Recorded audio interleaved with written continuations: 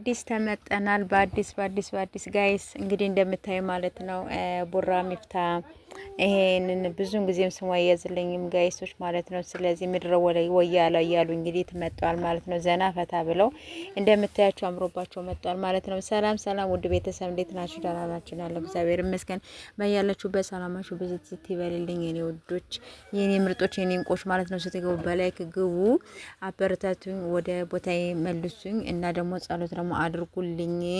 ለዚህ ቻናል 3 ወር ሙሉ ያለ ብር ምናምን ነው ስሰራ ይከረምቦኝ። እውነት የነምላችሁ ዝም ብዬ ነበር ማለት ቻናሉ ከሚቀዘቀዝ እያል ስሰራበት ይቅርታ የነበረ እና ስለዚህ የኔ ወዶች ማለት ነው ስትገቡ በላይ ግቡ እና አበረታቱኝ ነው ብላችሁ እሺ። የኔ ወዶች አበረታቱኝ፣ ጸሎቱን ደግሞ አድርጉ። ስትገቡ እንደው በላይ ግቡ ነው የምላችሁ እና የኔ ወዶች የኔ ምርጦች እንግዲህ ምድር ወያለ እያሉ እንግዲህ ያው መጣል ማለት ነው። ዘና ፈታ ብሎ ማለት ነው። ይመቻችሁ። ዛሬ ደግሞ እሁድ ነው አይደል? አዎ ደስ የሚል ቀን ነው።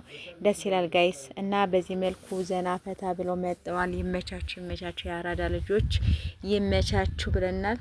መልካም ቆይታ